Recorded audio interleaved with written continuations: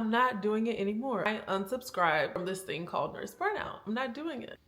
For years, I thought being selfless made me a better nurse, but the truth, it nearly broke me down. I'm talking rock bottom. I was running on fumes, saying yes to everything, convincing myself I was a superhero for doing it all until my body and my mind shut down. I'm talking debilitating panic attack. I'm in an emergency therapy session, crying on this therapist's couch. As nurses, we do all the things. We put everyone first. We skip breaks. We push through, but at what cost? The therapist, she gave me permission to choose myself. Then I did something crazy that most nurses do not do. For the first time in my life, I took someone's advice. I decided to opt out of burnout and choose myself. I'm here to promote that selfish is not a bad word for nurses. It is actually how we reclaim our lives. And the act of being selfish, actually the only way that we can save ourselves. I'm about to share with you 3 mindset shifts about self-care as a nurse that literally changed my life. 1, prioritizing your mental health is self-care. Your mental health matters more than anything. Dealing with work-related anxiety, pre-shift anxiety, work-related burnout, compassion fatigue. You're not looking forward to your life. That is a problem and you need to make a change. You need to talk to a professional. Go to therapy. Let's not shame it. I started therapy for the first time as a burned out nurse and it changed my life. You did not work this hard to become a nurse just to be anxious, depressed, burned out on a hamster wheel of going to work, home, going to work, going home, hating life, not excited about life. That is not what you put in your blood, sweat, and tears for, right? Right. Realize that taking care of this, having a positive mindset, working on your mental health, going to therapy, getting on medications if you need, that is self-care. That is step number 1 if you are feeling really burned out. 2, taking care of your physical body is self-care. I'm talking about the body that got you through nursing school, the body that helps you take care of other people, the body that has done compressions on people, the body that has started countless IVs, the body that has taken millions of steps from the nurse's station to your patient's room, to the clean supply room, to the equipment room, to the pantry, to the med room, to your patient's room, to the nurse's station. You get what I'm saying? Our bodies take such a toll from us being nurses. How could we not take care of it? That is the least you can do, is take care of your body. The mind-body connection, the way that I'm able to thank my body just for showing up at my mat. There's a saying in yoga that I love, is to bend so that you don't break. That applies to our job as nurses. It helps me mentally bend when I'm at work so that I don't break and I just have a different tolerance and capacity. I want you to love your body. Growing up in the South, I dealt with a lot of body shaming as a kid. I didn't know it at the time. I just thought that, oh, I have too much butt. I need to cover up. I need longer shorts. I need to wear a different swimsuit than everyone else.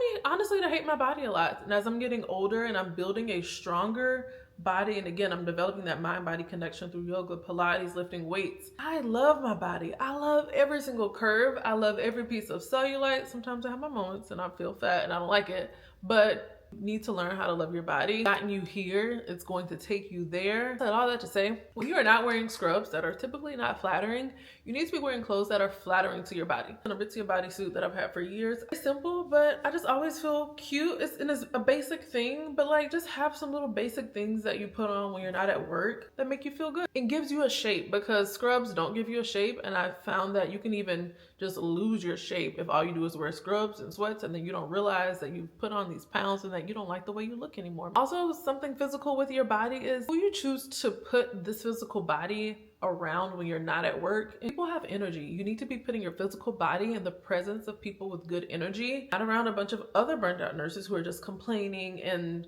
miserable and like not trying to actually make change or progress in life. Put your physical body in the presence of other people who have the same goals as you when it comes to burnout, work-related anxiety, having work-life balance. Put yourself in positive areas. 3, having an identity outside of nursing is self-care. Your life outside of work is more important than your life at work. You deserve to thrive outside of work. You deserve to have joy. You deserve to start reading again. You deserve to travel. You deserve to be a person like outside of nursing. Who are you going to be when you retire? Don't let this be your whole identity. The statistics show that nurses who only identify as a nurse and nothing else, like they just identify solely as their career, they have higher rates of burnout than people who have a personal identity outside of their job. I like to travel. I love self-care. I like to go to different restaurants. I like to go to open houses on the weekends and just go look at houses I can't even afford because it's fun, and I like to see the design and things like that. So have something you look forward to outside of work. Start back your reading hobby. Get a Kindle, get a book, join a book club. Don't be afraid to look silly or to try something and not like it. Or adult coloring books. I have coworkers who knit. Literally, you can do whatever you want. Just have something to look forward to outside of your shifts. So as a labor and delivery nurse, sometimes we have negative outcomes. Sometimes we have fetal demises, maternal death. There are sad and scary things that happen in labor and delivery that really contributed to a lot of my burnout. In the past, I used to say, oh my God, I don't know how many more times I can have a fetal demise, how many more times I can ask the parents which funeral home do they want their baby to go to, how many more times I can ask a parent, do they want to perform an autopsy on their 20-week-old baby that they just delivered. I used to feel helpless and can't even describe it, but just like, I don't know how I'm gonna do it. I can't do it. Now, after intentionally taking care of myself outside of work and having a consistent self-care routine, I find myself in these same situations with the mindset that I can do this, and it is my purpose. I was almost born to do this. Who else better than me to do this? It is an honor to do this. Like, it is an honor to be the person that has to ask this very delicate question to these parents. It's a shift in mindset that has completely changed my life for the better, y'all. Like, I am so grateful. And I took a break for a few years. It was great for my work-life balance, and I learned so many skills that I'm now implementing and integrating into my bedside life. I just ultimately wasn't fulfilled, and I now understand the role that I had in my whole journey. So now that I'm back at bedside and I'm here to share everything that I learned and integrate it into my bedside life, working as a labor and delivery nurse is my calling. I was literally born for this, to help these moms, especially with the Black maternal morbidity and mortality rates. Like, Black women are so afraid to go to the hospital and to have their babies. And I truly feel like I was born to help them and to advocate for them, for all moms. Honestly, me leaving the bedside was me running away from pain and not actually dealing with it and growing and progressing. I said all that to say, I thought being selfish would make me like a terrible nurse, but I actually became a better nurse, a better friend, sister, daughter, all of that. But most importantly, just a better me. I love myself more as I take care of my mental health, my physical health, and my personal identity. That's who I am. Child, I was not supposed to be, I was not supposed to be crying, y'all. I really love my job. I love my job, and I don't hate, because I started this community after leaving the bedside. So everything always works out.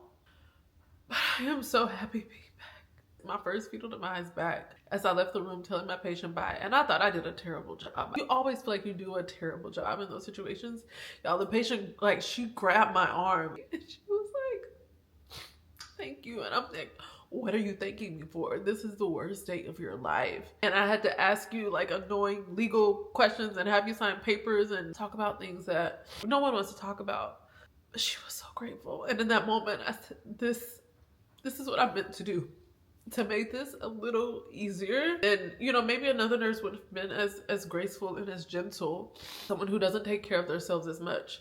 Like, I am a better nurse because I take care of myself so much outside of work. It allows me to show up at work and take even better care of my patients. That's what it's all about. It's about my mental health. But then after that, when I'm at work, it's about the lives that I'm changing. It's about the most difficult days in someone's life that I make it just a little bit better, because I have so much compassion and so much capacity, because my cup is already overflowing. I have so much to give to them as well. I said all that to say, if you are feeling burned out as a nurse, I dare you, I challenge you to just do one thing this week to prioritize your self-care, whether it's your mental health, with going to therapy, saying some affirmations, your physical health, going to a yoga class, buying a new outfit, or just putting on an outfit that makes you feel good, something related to a hobby. If you try a new coffee shop, go buy a new book and sit at the coffee shop and just read the book. Say no to something. Take a break when you're at work. I don't care if no one asks you, are you ready for a break? Go ask your charge nurse,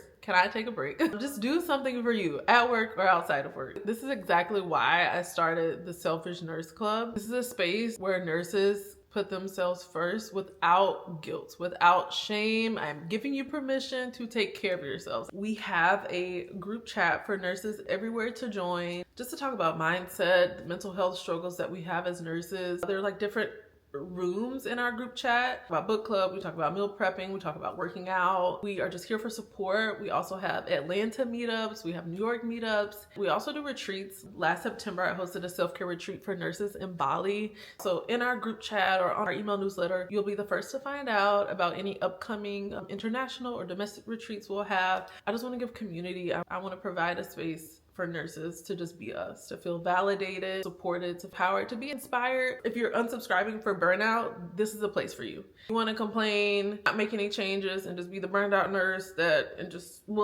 don't join this. This is not for you.